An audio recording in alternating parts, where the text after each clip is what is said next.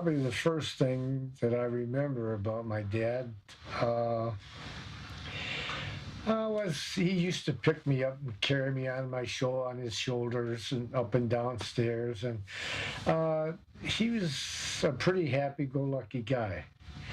Mom was loved to dance. My dad loved to dance. I have a feeling they met at Linquist Grill or someplace where they had music, and that's how they got together. Faulkner's a real laid-back town, blue-collar town, mostly shop workers. It's a nice area. Faulkner is a good place to raise a family. There's not a lot going on.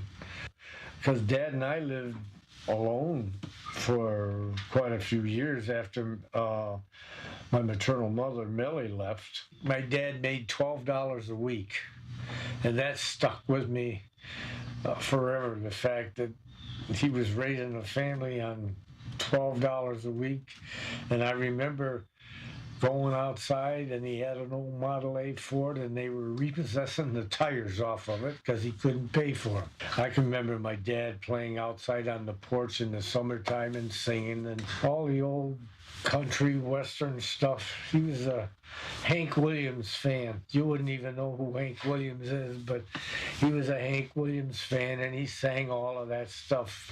Tom was my dad's adopted son. But when he married my mom, he adopted Tom. My sister, Nancy, and I were the only family members at the time. I was either between 10 or 11 when he was drafted. I'm guessing like 1943, so that would make me 11. He had lumbago. That was somehow, I think, was brought on by basic training. He ended up in the hospital for some time during basic. He was not an extremely healthy guy, but if you go back in the records, you'll find out that there was a lot of men drafted at that point in time, because when they were going to invade France, they knew they were going to lose thousands of men. And these men had to come from somewhere. I mean, it was unusual for a man he was 29, I think, when he was drafted, 30, I think, when he died.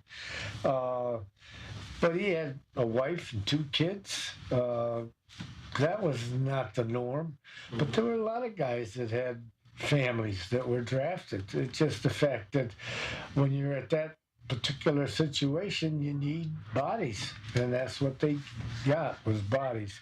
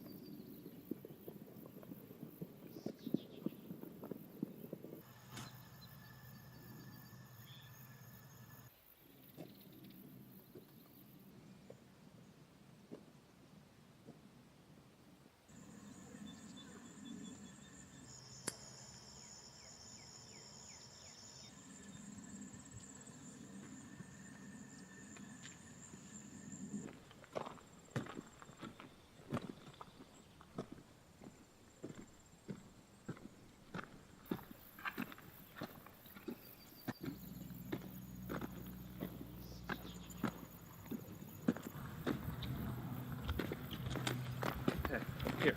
There you go. What you got packed in this Jeep? Just what I need. And you are? Corporal James Holton. You can call me Jimmy. Private Ed Roberts. So, you got rock in your boot or something? Nah. Condition of the nerves. Had it since forever.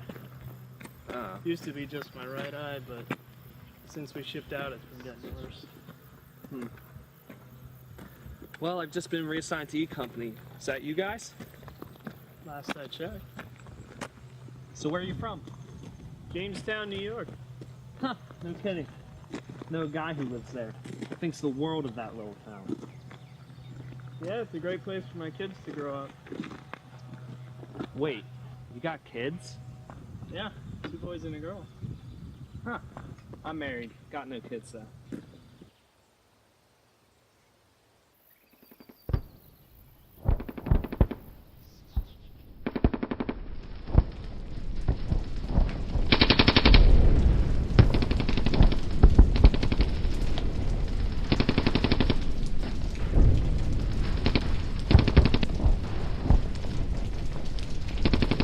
Get down. Machine gun this guy's pinned down. We're gonna have to take it out if we want to get out of here. You got a grenade? So keep your head down, keep your head down. Alright. I'm gonna need you to get to them from the left flank. And I'll give you covering fire. Alright? You ready? Ready. Go!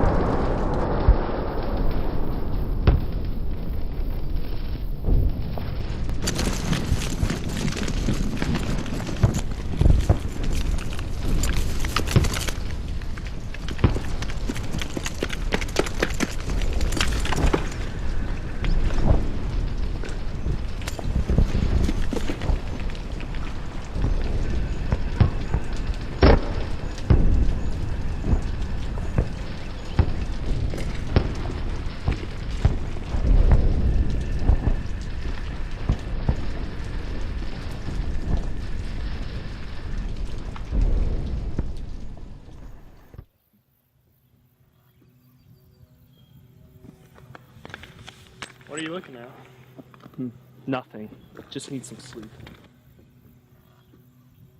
Well, wait. Jimmy, you said you were on leave. Where from? I know you're not telling me everything.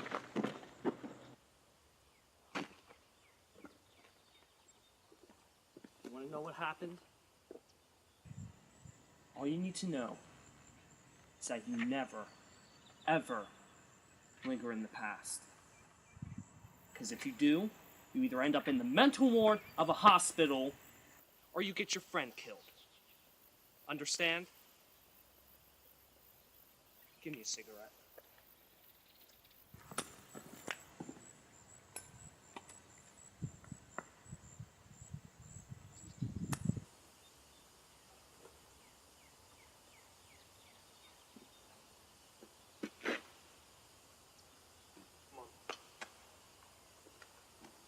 You know, if we ever need to talk about anything, I'm a good listener.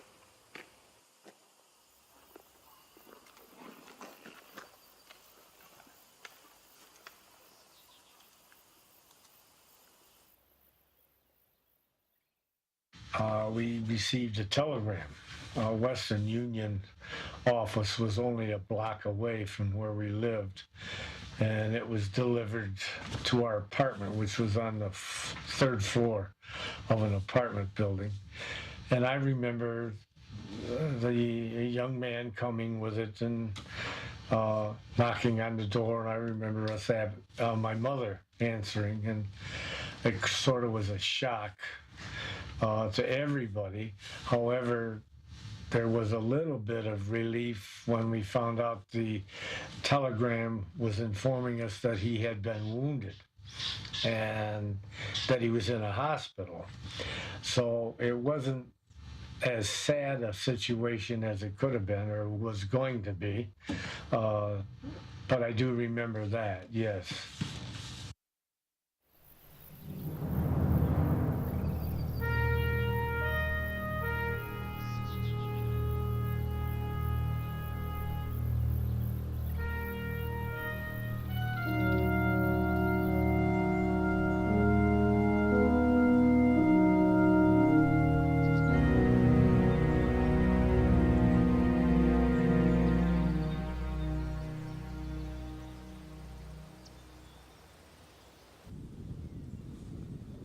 Hey, Sergeant, where are we going? Yeah, Private Roberts is right. I haven't told you fellas where we're headed. Orders are specific. Advance ahead of the friendlies on the right flank and meet up with the 92nd near the town of Brest. Some kind of U-boat installment we're supposed to take out. All right, hold up here a minute. Who's got the map?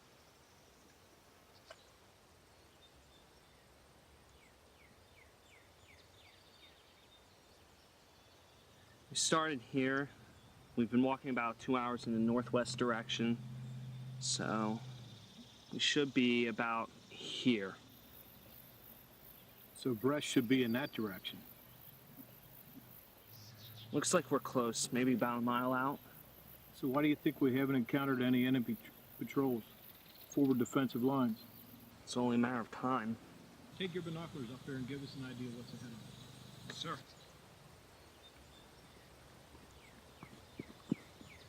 Private, you can put down that 30 cal. We're not going anywhere just yet.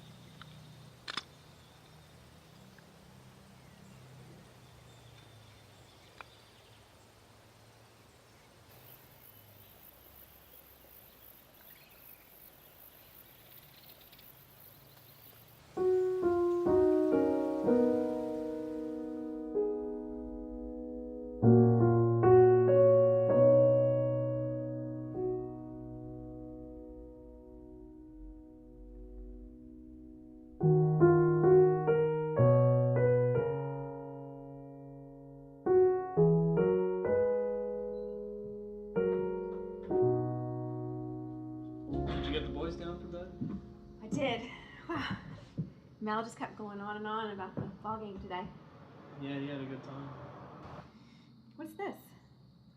Oh, it came in the mail today. Oh.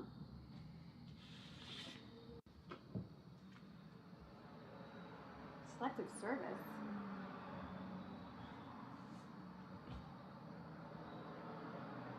Didn't want you to get all worked up.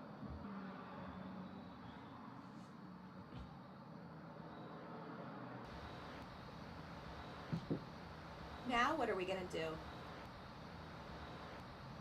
Look, all this means is that I gotta go down to the recruiter's office and get looked at. There are plenty of younger, healthier men that can do this. And you're not healthy. The boys and I need you. Just take a deep breath. This isn't a done deal. I'll take a deep breath when I see the rejection papers. We're all gonna be fine. I should check on Tom.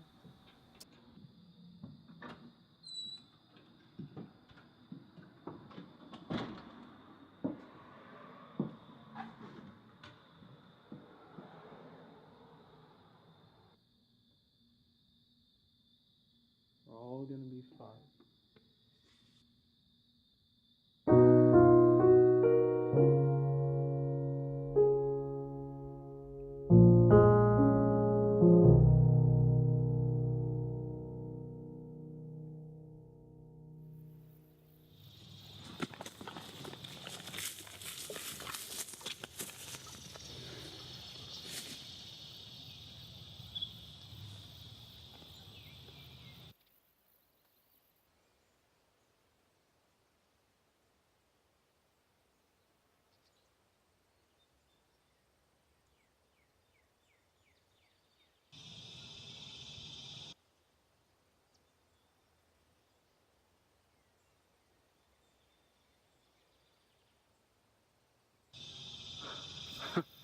Just as I thought. A welcoming committee.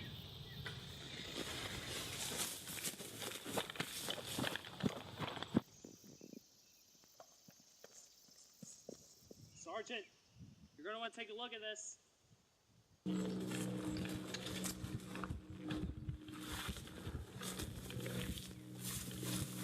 Enemy patrol, 1 o'clock. Yeah, I see them. They're headed this way. Do we engage? Got no choice. They'll be on top of us in a few minutes.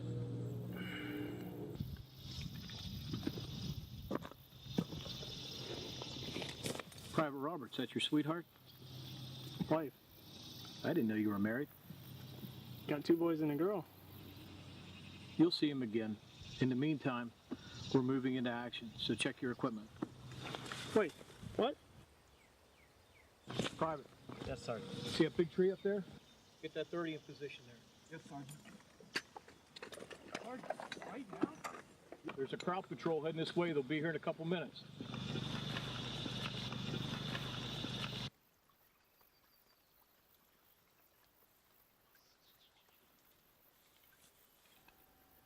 Sarge says the Germans are coming. Yeah, well, he's right. There's about a half dozen of them, but I don't think they know we're here. This is just like basic. I can tell you these guys don't mess around. So stick with me.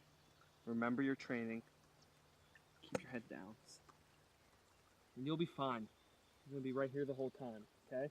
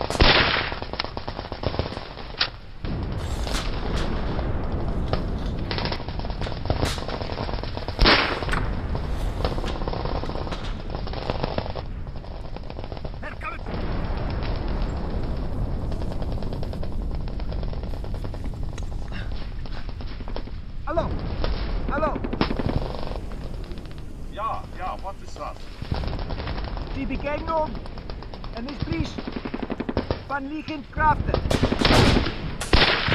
Festgenagtigheid. Antwoorden. Verfahren auf 3. Brennens 3. Target angefangen. Ja.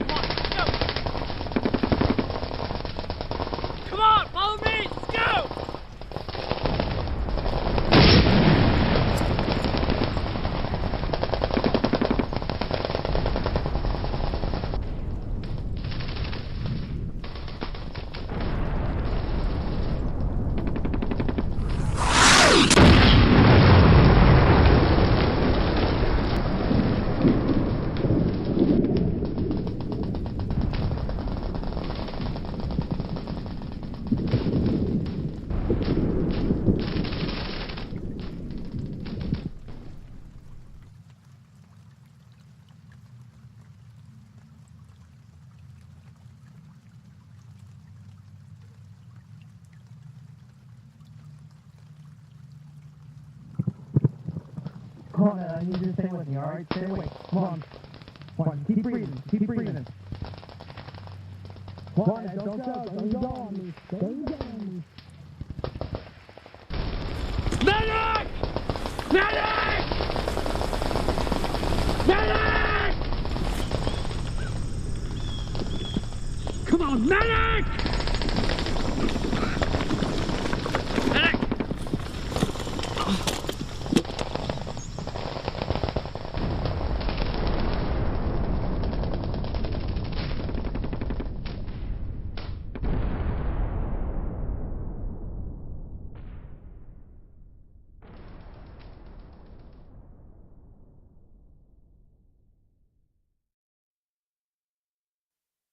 It was, I don't know, a week, 10 days after that, that the same individual came upstairs to the door. And of course, there was some apprehension. I know I didn't feel it anywhere near as much as my grandparents and my mother. But you didn't know whether he was getting better or what that news was going to be.